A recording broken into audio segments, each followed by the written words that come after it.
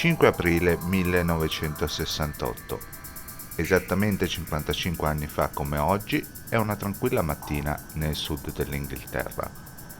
Quello che stiamo vedendo è un Hawker Hunter, ai suoi comandi il tenente Alan Pollock, 32 anni, esperto pilota del primo squadrone della RAF. Poco dopo il decollo, in formazione per un volo di trasferimento, Pollock ha segnalato ai compagni di avere un problema alla radio e ha cominciato a far ritorno in solitaria verso la base di partenza. Pollock però ha un altro piano.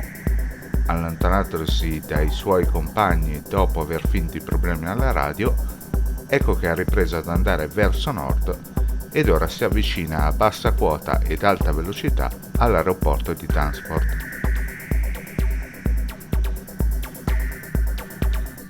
Gli anni 60 per i piloti della Royal Air Force non sono ricordati come un periodo particolarmente felice. La modernità e i tagli di bilancio volevano che il ruolo dei piloti non fosse più centrale in uno scenario di guerra che si immaginava completamente combattuto con i missili. Per questa ragione, durante gli anni 60 vennero cancellati numerosi progetti di aerei e si salvarono solo l'Harrier e il Buccaneer, entrambi aerei imbarcati che dovevano servire ad aumentare la power projection della flotta di Sua Maestà, che comunque non si immaginava di dover realmente impegnare in una guerra contro i sovietici. Erano finiti gli anni 50 dove le industrie aeronautiche inglesi sfornavano gioielli come l'Avro Vulcan, centrale durante la guerra delle Falkland 30 anni dopo, e l'English Electric Lightning, intercettore in grado di andare a 2 volte la velocità del suono e arrivare molto velocemente ai limiti della stratosfera. E naturalmente anche l'aereo che stiamo vedendo, l'Hawker Hunter. L'Hawker Hunter è un vero e proprio cacciabombardiere. Nasce con il ruolo di intercettore e per un breve periodo ha tenuto il record di aereo più veloce al mondo. Negli anni 50 è stato il simbolo della RAF, come aereo della pattuglia acrobatica Black Arrows. Ma dopo l'introduzione del Lightning, l'Hunter non era più il gioiello della corona ed è stato riconvertito per ruoli di ricognizione e attacco al suolo e naturalmente aereo da esportazione. Sarà proprio all'estero dove questo aereo vedrà parecchia azione, ad esempio dal lato indiano nella guerra indo-pakistana del 65 e del 71 o nella guerra dei 6 giorni dal lato giordano.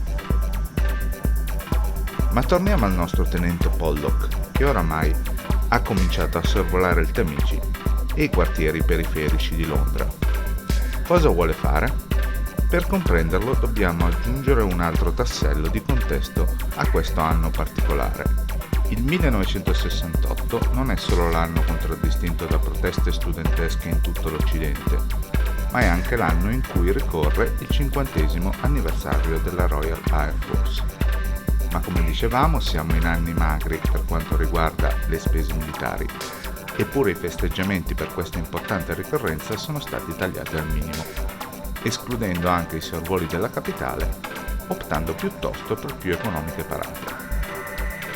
Come molti altri piloti, anche il tenente Pollock è deluso e infuriato dal fatto che la RAF non riceva gli onori e i festeggiamenti che merita, e per questa ragione decide di organizzare il suo personale sorvolo acrobatico di Londra, in un misto di protesta e spettacolo.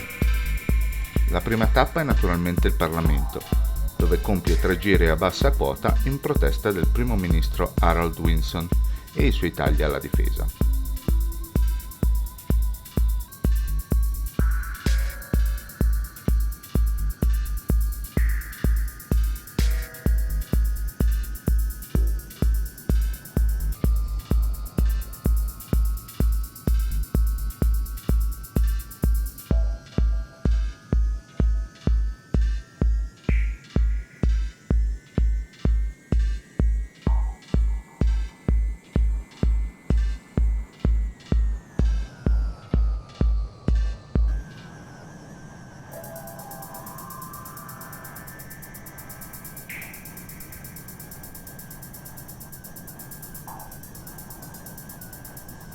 Quindi, procedendo lungo il Tamigi, saluta con le ali il Royal Air Force Memorial di Embankment.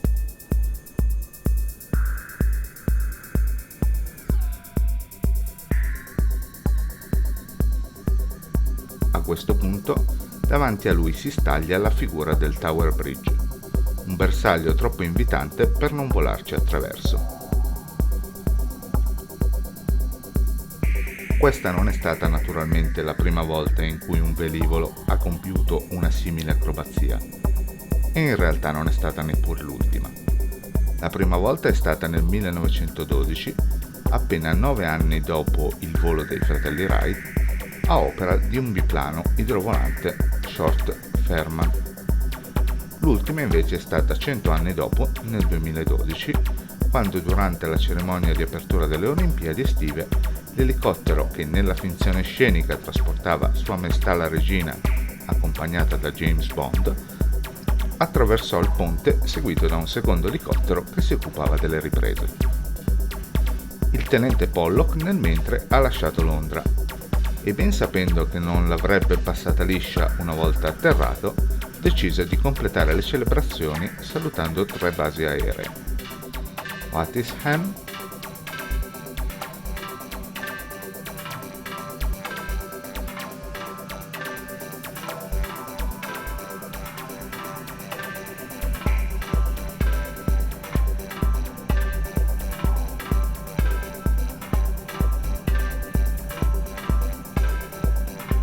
Lakenheath,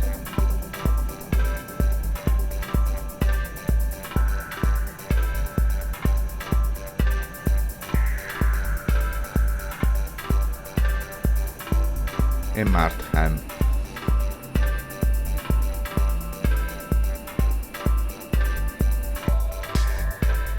Per poi atterrare a West Rayham.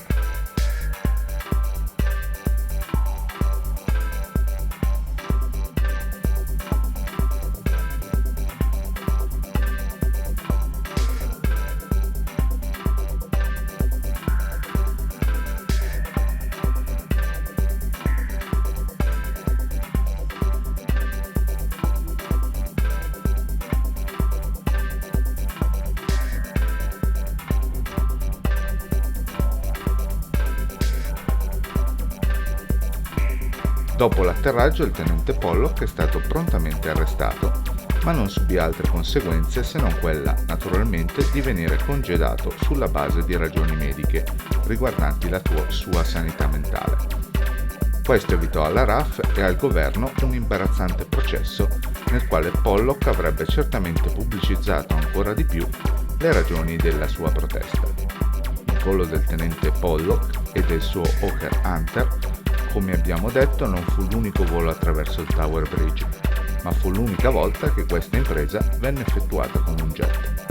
Ed è questo che l'ha reso il miglior tributo alla Royal Air Force in un secolo di storia.